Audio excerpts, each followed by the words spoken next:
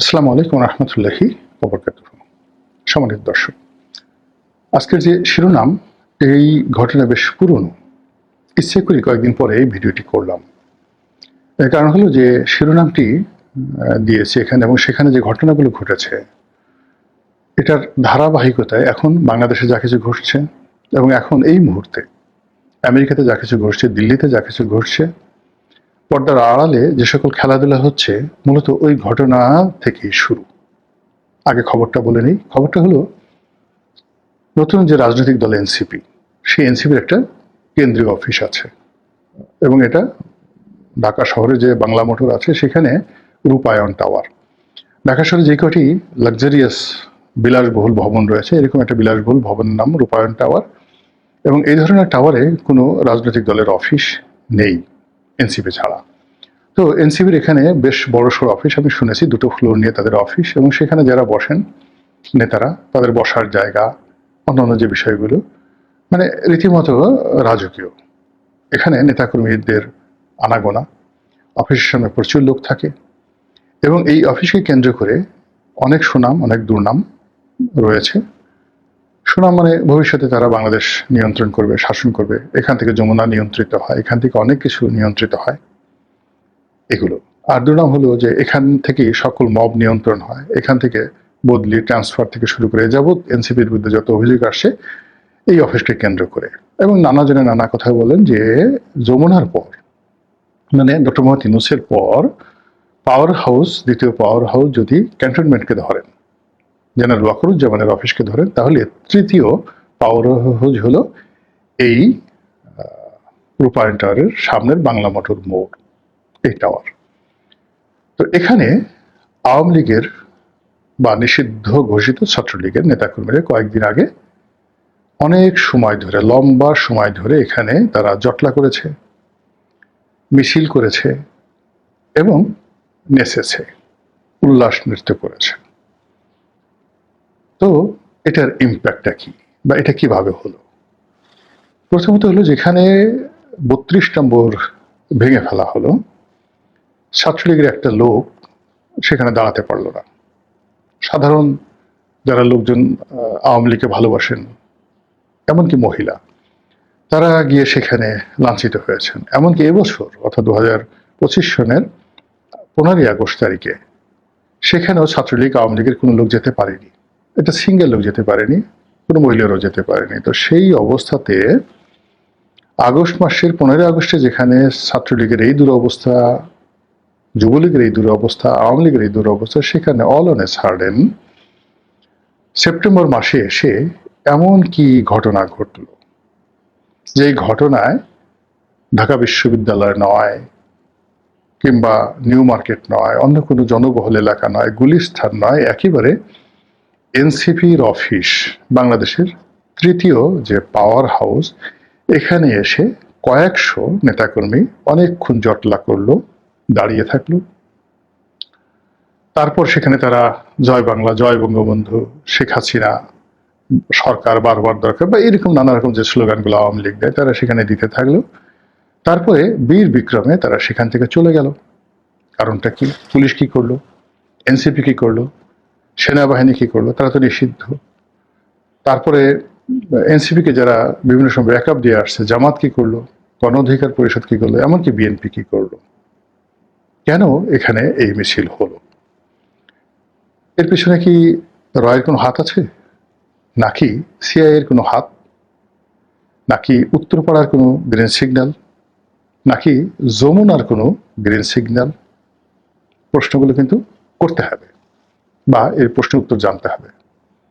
নাকি এনসিপিকে চাপে রাখার জন্য এখানে ছাত্রলীগের নাম করে অন্য কোনো রাজনৈতিক দল, আমি নাম বললাম না, যারা এনসিপির প্রমোটার অথবা এনসিপিকে যারা দমন করতে চায়, তারা এনসিপিকে বাগে রাখার জন্য, ভয় দেখানোর জন্য, নিয়ন্ত্রণ করার জন্য এই অফিসে আওয়ামী লীগের জুজুর ভয় দেখিয়ে পুরো কয়েকটা ঘন্টা ধরে যে কাজটি করা হলো, এবং সদল বলে সেখান থেকে আবার সময়মতো সটকে পড়া হলো। তো সন্দেহ যদি এরকম হয় যে প্রশাসনের যারা কর্তা ব্যক্তি, তারা বিষয়টা জানতেন, আর ওখানে যারা দাঁড়িয়ে আছেন তাদেরকে চিনতেন, আর চিনতে পারার কারণে তারা এখানে কোনো অ্যাকশনে যাননি, যেহেতু এটা একটা নাটক ছিল, এটা একটা মব ছিল। হতে পারে ইদানিং ঢাকা শহরে যেভাবে মিছিল মিটিং বাড়ছে, প্রচণ্ডভাবে মিছিল মিটিং বাড়ছে আওয়ামী লীগের, এবং সেই সমস্ত মিছিল মিটিংয়ে যারা সম্মুখ সারিতে আসছে, আমার কাছে এদেরকে অপরিচিত মনে হয়। এদেরকে দেখলে আওয়ামী লীগ মনে হয় না। আমি তো সেই ছোটকাল থেকে আওয়ামী লীগ করতাম। এখন তো বিএনপিতে যোগদান করার পরে সেই আওয়ামী লীগ চরিত্র নেই। আর গত 1 বছর যাবৎ মনে হচ্ছে যে না, রাজনীতি আমার জন্য আসলে এই মুহূর্তে শোভনীয় নয়, বিরতি নেওয়া উচিত।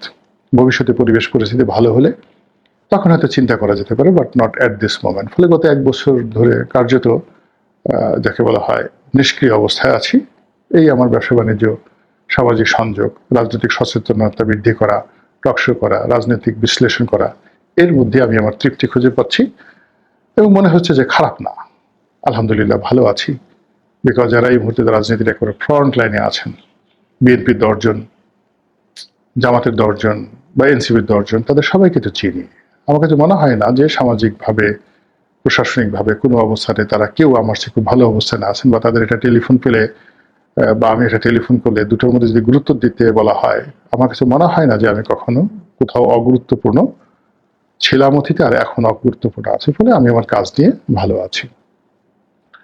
তো যেটা বলছিলাম যে সেই যে অতীতের অভিজ্ঞতা, সেই অভিজ্ঞতার কারণে আমার কাছে মনে হয়েছে যে আমি জামাতের লোক দেখলেই বুঝতে পারি এরা জামাতের লোক।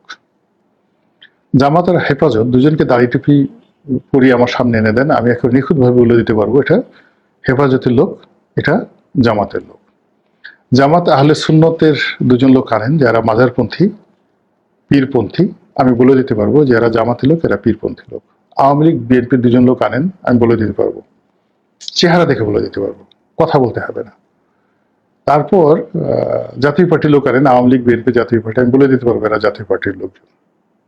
এর কারণ হলো আপনি দেখবেন যে দীর্ঘদিন একত্রে একটা কাজ করলে না, তাদের পোশাক আশাক, চাল চলন, কথাবার্তায় একটা ভাবমূর্তি ফুটে ওঠে, একটা অভিব্যক্তি ফুটে ওঠে। আমি যেমন আগে দুষ্টামি করে বলতাম যে আওয়ামী লীগ দেখলে আমার কাছে মনে হয় এখানে সরেয়ার মতো একটা মানে আকৃতি আছে, এখানে নৌকার একটা আকৃতি রয়েছে, কিংবা ধানের শীষ এর লোক দেখলেই আমার কাছে মনে হয় যে এদের মধ্যে একটা ধান ধান ভাব আছে।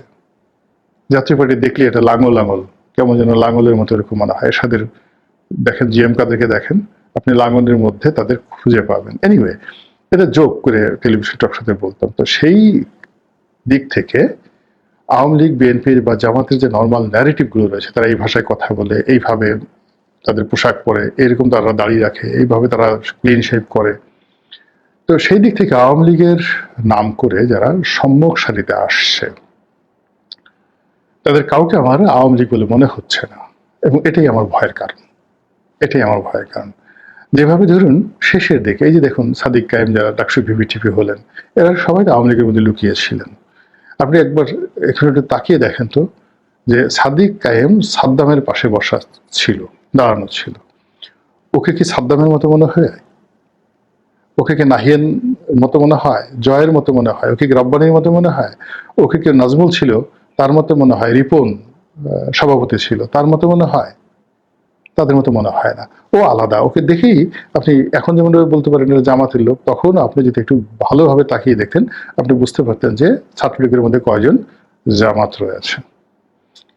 আচ্ছা, আপনি দেখেন তো এই যে সালমান এফ রহমানের ফ্যামিলি, এটা অ্যাবসলিউটলি মুসলিম লীগ ফ্যামিলি, পোশাক আশাক পাকিস্তানপন্থী একটা গ্রুপ। আপনি তাকে রাখেন, তার সাথে আওয়ামী লীগের যে টিপিক্যাল আওয়ামী লীগ, তোফায়েল আহমেদকে বসান, আমির হোসেন আমকে বসান, যারা হোমোজেনিয়াস আওয়ামী লীগ, একরকম মনে হয়? একরকম মনে হয় না। আপনি হাসানুল হক ইনু, তারপরে রাশেদ খান মেনন একদিকে রাখেন, আর তাদের সমবয়সী আওয়ামী লীগের যেগুলো হোমোজেনিয়াস আওয়ামী লীগ রয়েছে, অত বিখ্যাত না, ওই যে মারা গেছেন সিলেটের মহসিন আলী, তাকে আনেন, কিংবা ওই যে সাইদুল হক মারা গেছেন, একজন মন্ত্রী ছিলেন, সোশ্যাল সামাজিক মানে সমাজ কল্যাণ মন্ত্রী ছিলেন, এনামুল হক মারা গেছেন, এনামুল হক শহীদ, এই লোকগুলোকে বসান। এদের দেখলেই মনে হবে এরা আওয়ামী লীগ করে। কিংবা হাফিজ মজুমদার, ওই যে সিলেটের হাফিজ মজুমদার, এদেরকে বসান, দেখলেই মনে হবে এরা আপাতত মস্তক আওয়ামী লীগ, কিন্তু বাকি লোকগুলো দেখলে আপনার আওয়ামী লীগ মনে হবে না। কিন্তু আওয়ামী লীগ এই যে বাইরে থেকে মুসলিম লীগ, বাইরে থেকে জামাত, বাইরে থেকে বিএনপির লোক, বাইরে থেকে জাসদের লোক, এরা যে ঢুকিয়ে একটা বিরাট কিছু করার চেষ্টা করেছে, এটাই কিন্তু তাদের পতন ডেকে নিয়ে আসছে। আবার এখন জামাত লুকোচুরি করছে, তারা মনে করছে ওরে বাবা, লোক ঠকিয়ে বিরাট জিতে গেছি, আওয়ামী লীগকে ঠকিয়েছি, বিএনপিকে ঠকিয়েছি, একবার বিএনপির ঘাড়ে, একবার এরশাদের ঘাড়ে, একবার আওয়ামী লীগের ঘাড়ে আমরা বসে যে শক্তি অর্জন করেছি, বিশ্বাস করেন এই শক্তি যেতে 1 মিনিট লাগবে না।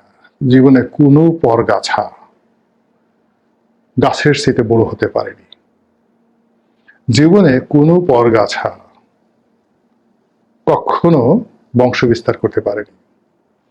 অনেক বিল্ডিং এর উপর পরগাছা হয়েছে, বিল্ডিংটা শেষ হয়ে গেছে, কিন্তু পরগাছা গাছ হিসেবে কোনোদিন মাটির সন্ধান পায়নি, ওকে বিল্ডিং এর উপর থাকতে হয়েছে। অনেক বট গাছের উপর পরগাছা হয়, বড় গাছের উপর পরগাছা হয়, ওরা সারা জীবন ওই পরগাছাই থেকে যায়, কোনোদিন মাটির সন্ধান পায় না। তো সেই দিক থেকে জামাতকে যদি সত্যিকার অর্থে রাজনীতি করতে হয়, তাহলে একেবারে যে সকল রাজনৈতিক দল ইসলামী কৃষ্টি কালচার মেনে রাজনীতি করে আজকের জায়গায় এসেছে, যেমন ধরেন সৌদি আরবের ইবনে সৌদ পরিবার, তাদের কথা চিন্তা করেন, সাদ্দামের বাদ পার্টির কথা চিন্তা করেন, সুন্নিয়ত করেছেন, কিংবা ইরানে যে ইসলামী রেভলিউশন হলো, আয়াতুল্লাহ খামেনির যে বিপ্লবী দল, এরকম মানে এখানে কোনো রকম লুকোচুরি নাই, মুনাফিকি নাই, পরগাছা নাই, তারা টিকে ছিল। বা আফগানিস্তানের তালেবানদের কথা চিন্তা করেন, পাকিস্তানে তেহরিক ইসলামের কথা চিন্তা করেন, এরা ইসলামাইজেশন নিয়ে কিন্তু তারা এগিয়ে গেছে এবং তারা সফল হয়েছে।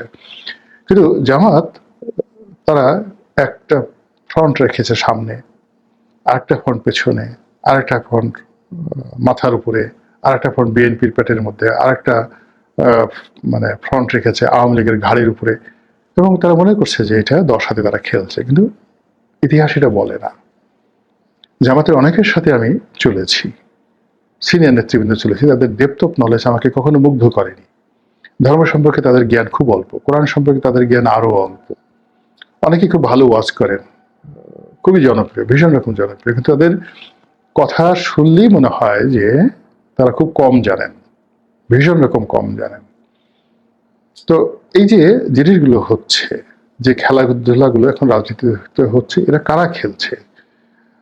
বিএনপি খেলছে, আওয়ামী লীগ খেলছে না, জামাত খেলছে না, এনসিপি খেলছে না, গোয়েন্দা সংস্থা খেলছে, আমরা বুঝতে পারছি না। কিন্তু বাস্তবতা হলো যে এনসিপির মতো একটা দলকে আলটিমেটলি কিন্তু শেষ করে দেওয়া হয়েছে, একটা সম্ভাবনাকে শেষ করে দেওয়া হয়েছে, নুরুর মতো একটা দলকে শেষ করে দেওয়া হয়েছে, এই কুটিল এবং জটিল সম্পর্কের মতো ডাকসুর মতো একটা সংগঠনকে কিন্তু শেষ করে দেওয়া হয়েছে। আপনি মনে করেছেন যে যারা জিতেছে খুব ভালো করবে, জাস্ট ওয়েট, আপনি দেখেন তাদের ফলাফল কি হয়। জাকসু, জাহাঙ্গীরনগর ইউনিভার্সিটি খুব কৌশল করে জিতেছে, খুব কৌশল করে জিতেছে। আপনার কি মনে হয় তারা সাস্টেন করবে জাহাঙ্গীরনগর বিশ্ববিদ্যালয়, তারা ভালো কিছু করতে পারবে? প্রশ্নই আসে না, প্রশ্নই আসে না। শুধু সময়, জাস্ট 2 মাস 3 মাস অপেক্ষা করে দেখেন কি অবস্থা হয়। তো সেই দিক থেকে যে দেরিতে হলো ভিডিও করলাম, আমার কাছে মনে হচ্ছে যে এনসিপি অফিসের সামনে যে আওয়ামী লীগের নৃত্য, আওয়ামী লীগের স্লোগান, আওয়ামী লীগের মিছিল এবং দীর্ঘক্ষণ সময় ধরে সেখানে তারা অপেক্ষা করা, এটা কোনো সাধারণ বিষয় ছিল না। এটার পিছনে অনেক কাশিম বাজার যে কুঠি, সেই কাশিম বাজার কুঠির যে গোপন বৈঠকগুলো হতো, ঘসেটি বেগম, মীর জাফর আলী খান, জগৎ শেঠ, রায়দুল্লভ, ইয়ার লতিফ, এইরকম চক্রান্তের ফলে কাশিমবাজার কুঠি, হিরাজিল প্রাসাদ, মতিঝিল প্রাসাদ, তারপরে নবাব সিরাজউদ্দৌলার পলাশী, আমরা কি সেই দিকে এগুচ্ছি? মহান আল্লাহ আমাদের সবাইকে হেদায়েত দান করুন এবং হেফাজত করুন। আসসালামু আলাইকুম ওয়া রাহমাতুল্লাহি ওয়া বারাকাতুহু।